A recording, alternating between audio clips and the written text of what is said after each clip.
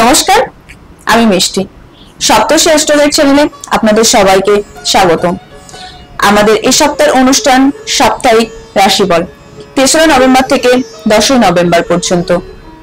সাপ্তাহিক রাশিফল শুনুন বিখ্যাত জ্যোতির্বিদ অমৃতানন্দ ও জ্যোতির্বিদ অর্ণব সেনগুপ্তর মুখে। নমস্কার বন্ধুরা, ভালো আছেন নিশ্চয়ই। আমরা রাশিফল নিয়ে বসেছি। মিষ্টির সঞ্চালক আমাদের রাশিফল বলতে বলেছেন। আমি তার আগে বলুন যে 12টা রাশি বলবো, বেশ থেকে মিন 12টা রাশি সবাই জানেন। গ্রহ সন্নিবেশ সবচেয়ে যেটা আলোচিত, শনি এখন মিনে বক্রি আছে, লগ্নে তুলা, মানে তুলা নিজের ঘরে শুক্র, তুলা লগ্নে শুক্র, আর মঙ্গলটা রয়েছেন বৃশ্চিকে, রাহু রয়েছে কন্যাতে এবং কালপুরুষ রাশি চক্রের পঞ্চম কেতু রয়েছে। এছাড়া বুধ রয়েছে কিন্তু সেই বৃশ্চিক রাশি। বৃহস্পতি সবাই জানেন যে কর্কট রাশিতে তার নিজের উচ্চ ক্ষেত্রে বিরাজ করছে। এইখান থেকে শুরু হোক রাশি পর্যালোচনা, প্রতিটা রাশি। অর্ণব শুরু করুন। মেষ রাশি কেমন যেতে পারে এই সপ্তাহে 3 থেকে 10? মেষ রাশির কিছুটা মানসিক দিক থেকে স্থায়ী অশান্তির কিছুটা মুক্ত হবে, তার কারণ বৃহস্পতির সঞ্চারের জন্য। বৃহস্পতি যেহেতু কর্কটে গেছে সেহেতু এখানে 7.5 প্রভাবটা অনেকটা কমবে। বৃষ রাশি, বৃষ রাশির ক্ষেত্রে এখানে একাদশস্থ শনি বক্রী, যথেষ্ট ভালো রেজাল্টই হবে, আয় পায় ভালোই হবে, সাংসারিক দিকও মোটামুটি ভালোই মিথুন থাকবে। রাশি, মিথুন রাশির ক্ষেত্রে অর্থের আগমনটা ভালো হবে। তাহলে নতুন কোনো কাজকর্ম অবশ্যই হতে পারে, ভালো কাজকর্ম হতে পারে। কর্কট রাশি, কর্কট রাশির ক্ষেত্রে বৃহস্পতি যেহেতু কর্কট রাশির উপরে গেছে সেহেতু শনি গিয়ে নবমে বসে আছে, সেহেতু এখানে কর্কট রাশির মধ্যে একটা আধ্যাত্মিকতার ভাব আসবে, বিশেষ করে এই সময়। সিংহ রাশি, এবং স্পিরিচুয়াল ব্যাপারটা নিয়ে তারা যদি এগায় তারা ভালোই হবে, তাদের রেজাল্ট ভালো। সিংহ রাশি, সিংহ রাশির সোসো, সিংহ রাশির গতানুগতিক চলবে।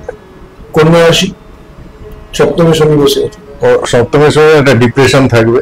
আচ্ছা, কাজকর্মে ব্যাঘাত ঘটতে পারে, কাজকর্মে কিছুটা ব্যাঘাত ঘটলেও ঘটতে পারে, না পারার কিছু নেই।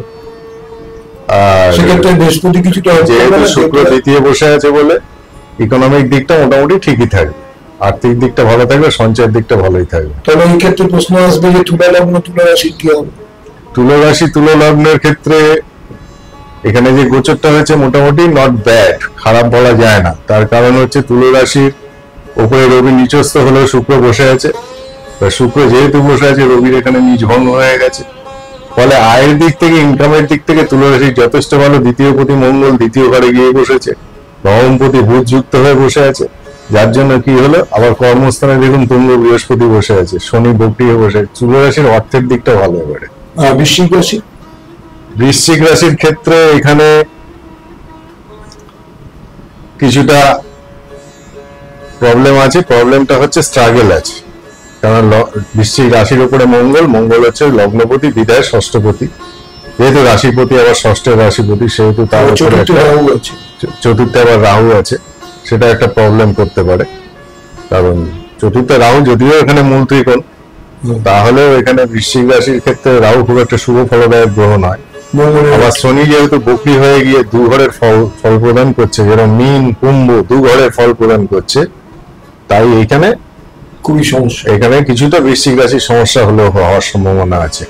ধনুরাশি, ধনুরাশির ক্ষেত্রে একটা মেন্টাল চাপ থাকবে, কারণ ধনুরাশির উপরে ঢাইয়া চলছে, যেটা আমরা জ্যোতিষের ভাষায় বলি 2.5 বছরে ঢাইয়া চলে শনির।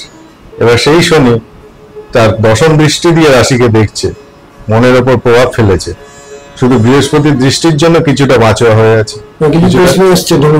কিছুটা শুভ হয়ে আছে, কিন্তু ধনুরাশির উপর একটা মেন্টাল অশুভ প্রভাব থাকবে। মকর রাশি, মকর রাশির উপরে বৃহস্পতির পূর্ণ দৃষ্টি রয়েছে, তাই কাজকর্ম এই সমস্ত গুলি করতে পারবে। পেশা ব্যবসা যারা করছে তারা করতে পারবে। স্ট্রাগলটা থাকবে, কারণ তৃতীয় শনি স্ট্রাগল করাবে, কিন্তু স্ট্রাগল করালে অর্থ লাভ হবে। কুম্ভ রাশি, কুম্ভ রাশির তো রাশিতেই বসে আছে রাহু, এবার রাহু যখন বসে আছে কুম্ভ রাশির লোকেরা মানে খুব ভালো, এখন ওদের গেম প্ল্যানটা খুব ভালো হবে। আচ্ছা, এবং কিন্তু ঝামেলা ঝঞ্ঝাট থাকলেও মোটামুটি মেনটেন করে নেবে। কিন্তু মঙ্গল যেহেতু এখানে রাশির উপরে রাহুকে দেখবে, সেহেতু এইখানে কিছুটা ডিস্টারবেন্স ক্রিয়েট করতে পারে। কিন্তু শনি যেখানে বসে আছে, দ্বিতীয় বসে থেকে বৃহস্পতি দ্বারা দৃষ্ট হচ্ছে, ইনকামের সেট খারাপ নয়, মোটামুটি ভালোই থাকবে। সবশেষে যেটা রাশি চক্রের শেষ রাশি মীন রাশির উপরে দেখাই যাচ্ছে যে 7.5 রয়েছে। এবার 7.5 উপরে তার মধ্যে দ্বাদশে রাহু।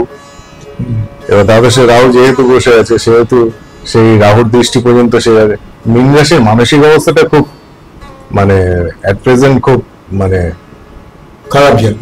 খারাপ যাবে বলতে মানসিকটা খুব খুব চাপের, খুবই চাপের। কিন্তু বৃহস্পতির ট্রানজিটে কিছুটা সুবিধা হয়েছে। আশা করি বন্ধুরা আমরা আমার সম্বন্ধে আপনাদের আভাস দিতে পারলাম। আমরা সঞ্চালিকা মিষ্টির হাতে ছেড়ে দিচ্ছি অনুষ্ঠান শেষ করার। মোটামুটি এরকম কিছু প্রোগ্রাম নিয়ে আমরা আসবো। রাশিফলটা তো থাকবেই। যদি আপনাদের প্রোগ্রামটা ভালো লাগে তাহলে চ্যানেলটা সাবস্ক্রাইব করবেন, লাইক করবেন, কমেন্ট করবেন, শেয়ার করবেন আর সবাইকে এই প্রোগ্রামটা দেখার সুযোগ করে দেবেন। নমস্কার, ভালো থাকবেন, সুস্থ থাকবেন। নমস্কার।